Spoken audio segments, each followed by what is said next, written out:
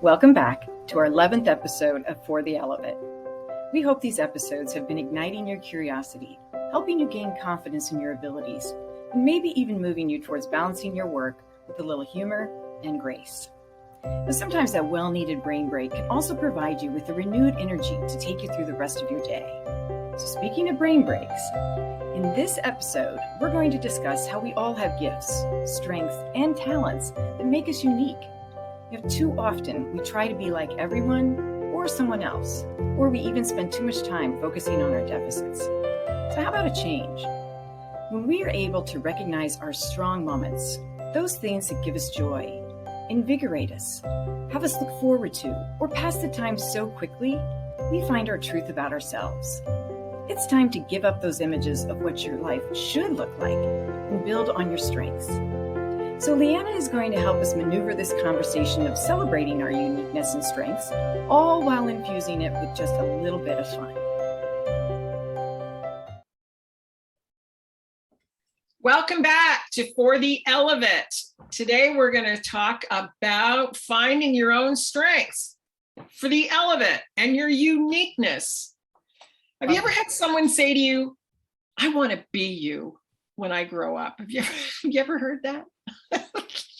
Well, I'm sure they have. It's you two, for heaven's sake. It's a good question, but there's danger in wanting to be somebody else. Am I right? You are so right. And so, well, too often we're like trying to be like somebody else or how we think somebody else wants us to be. And you completely can lose yourself. And that is a grind, so you continue in life and you figure out eventually, I don't even know who I am anymore. Yeah. And let alone what my strengths are. So yeah, there's real danger in that. And we should all pay more attention to ourselves and what brings us joy. Yeah. Yeah, I would say, gosh, all of that is right on. And it's so exhausting when you are trying to be someone else. You're chasing perfection. You're chasing whatever that is, and you're on that treadmill, and you just want to get off, and you can't get off. But when you finally do get off, it could be really detrimental. So don't take that long, right? Yeah. And a lot of times we do take a long time as women, I think, and I think there's a myriad of reasons why that happens. Media, right? Media, social media, thoughts on that? Oh, dangerous stuff. We're always comparing ourselves to the glamour out there that everybody puts on social media, which is just debilitating almost, because you're always feeling like you don't compare. And quite frankly, I say, turn it off. Don't link in. But it's really tough. And then you start seeing all your deficits, not your strengths. And I mean, how many of us focus on the things we do really well, and I want to do more of that? That's not where we spend the majority of our time. No, it's not. And when you're looking at the lens of someone else's life, and you start becoming really jealous or feel like your life is so unfortunate, whatever that may be. I had a friend who did that, and she kept seeing this one family, and they were always going on these beautiful vacations for about 6 months. And she said some really snarky things, and she didn't realize the backstory to that. And this individual was very ill, and this was her basic last straw. And so it was like, you had to take a moment, explain that to her. Then, of course, she felt very bad, and it was awful. But because you're just on the periphery and you don't always understand the backstories, or if there is a backstory, boy, again, you're chasing something that is just not real. And everybody has a backstory. Exactly.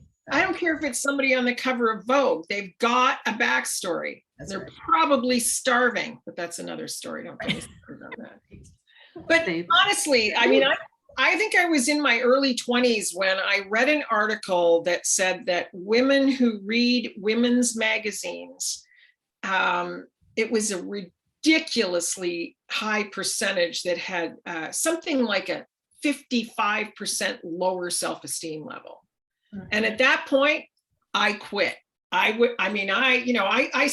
walk through the grocery store to this day and I see the cover of Cosmopolitan and it says, what every man really wants. And I'm thinking, who cares? I mean, that's where you have to get to, right? At some point, you have to be comfortable with who you are, and you attract people into your life by your uniqueness and your strengths. So, and that applies to business and personal, right?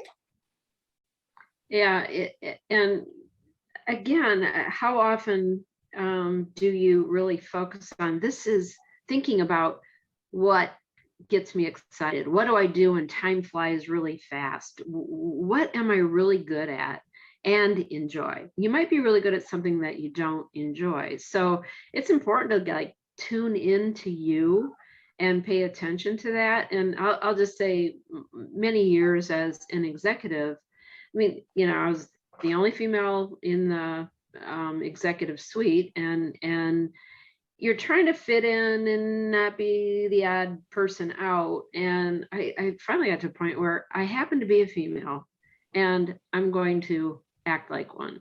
A view that is important to me. And it was a little more empathy, a little more humor, and a really a different way of dealing with people that I enjoyed. And I just thought, I'm going for it. So, what are those strengths in your own life, and what is it you really get excited about? Yeah.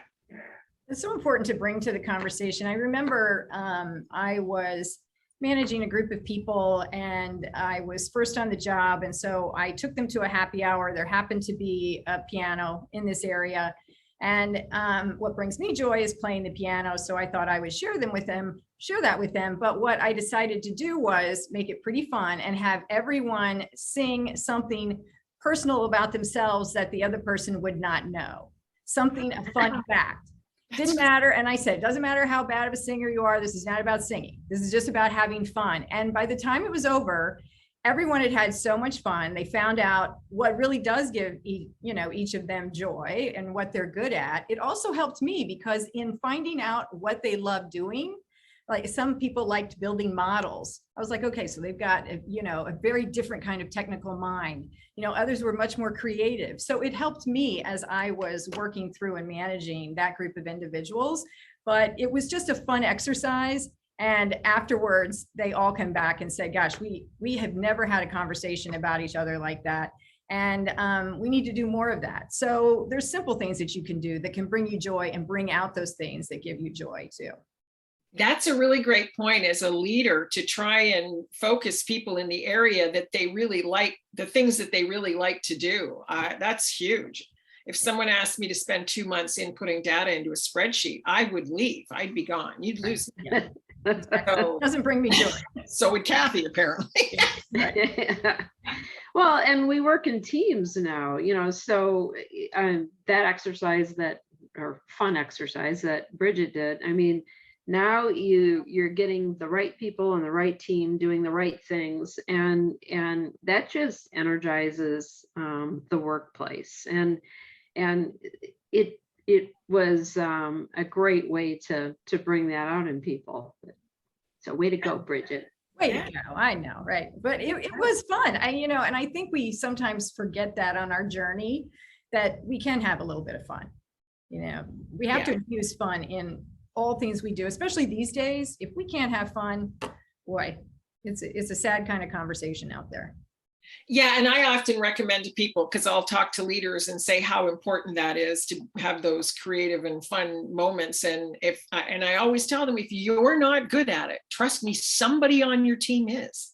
And that's a way to engage that person too. Put them in charge, make them the head of the fun committee or something. Right. Because somebody on the team knows how to do that stuff.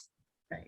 And we can all do it to some degree in an area of our own comfort. But, Yes. I was raised by a research engineer. My dad worked for General Motors, and I'm telling you, engineers are their own little type of person.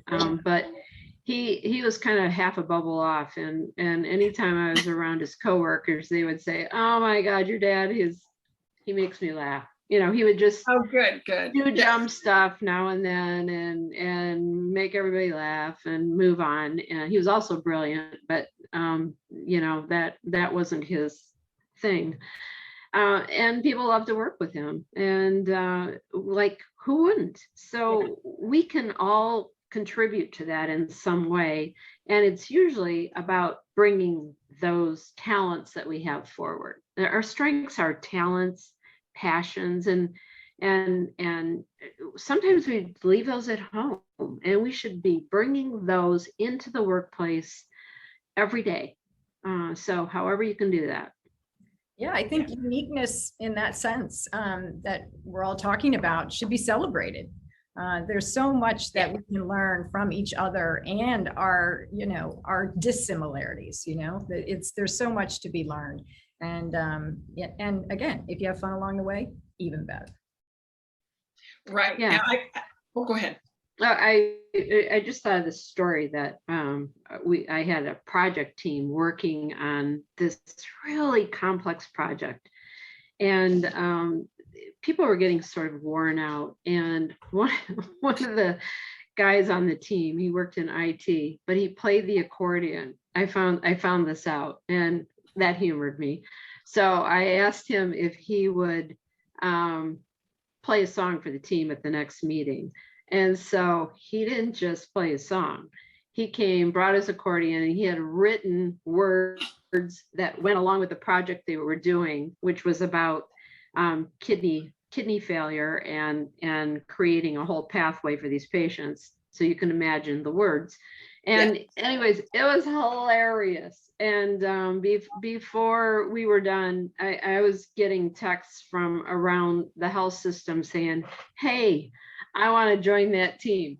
So it just makes a big difference. And it was something he enjoyed doing. And of course, we all got joy from that too. So That's great. 100%. Yeah, absolutely. I've always been with the school of thought of, because you know the old work on your weaknesses, build up those weaknesses, or get better at the areas you're weak in. I shouldn't say build up your weaknesses, but I've always believed in the old hone those strengths, because it's not even a weakness. I don't like to even hear that word. What are your thoughts on that? I agree with you. I mean, it's not your preference. Like, I don't want to do this. I don't want to be the person who's entering all the data. That's not what brings me joy by any means, but I know people who it does. So I'd much rather, focus on the big picture, the strategy, where are we going? I mean, that's my thing. It's okay. Both are important. So no, I completely agree with you, and get those other people on your team who love doing what you don't, and let them do it. Right. Perfect. The key there is we often, as leaders in organizations, I've seen this so many times, we put people in a box that we think that we need to fill, and they may have that skill, so they stick them there, and then they're stuck there for the next year and a half, 2 years. They're hating their job. They weren't really asked whether or not they wanted that job. They were just assigned that position, and they were too fearful to say no and to express their opinion. And the leader didn't really take time to get to know that individual, to understand, that person probably would have been better somewhere else. But because they needed to fill it right away, they put the individual in there. So that does more harm than good. Absolutely, it does. Okay, final thoughts on strengths and uniqueness?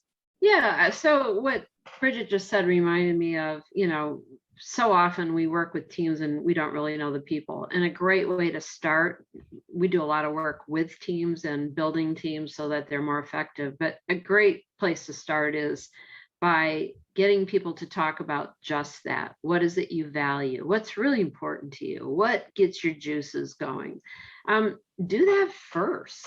Listen to what people say, and then get them in the right role with the right assignments. It makes all the difference in the world. Very good. Perfectly said. Perfectly said. We can't do it. Mic drop. That's all. Just drop the mic. Imaginary. It's gone. Good job. Yes. All right. Well, thank you so much. Concentrate on your strengths for the Elevate, and we will come back next time with another informative topic. See you soon. Well, as you can tell, we had a great time talking about this subject. You might have noticed we spoke about joy, moments of fun. So in keeping with the spirit of fun, it's time for a titter time, which, as a reminder, is how we conclude our chats and find that one quote to help lighten the load of an otherwise heavy day. So here we go. If I threw away everything in my house that didn't bring me joy, all I'd have left is a corkscrew and ice cream scoop. Well, this quote has no author attributed to it, but I think we have all thought about this at least once or twice.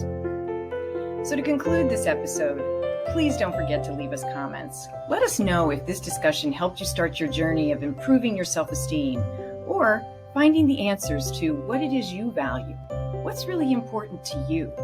And we hope you have a better understanding of how celebrating your uniqueness and strength can move you towards that personal and professional success you so desire. So until next time, keep moving towards a healthier you. Do it for the Elevate.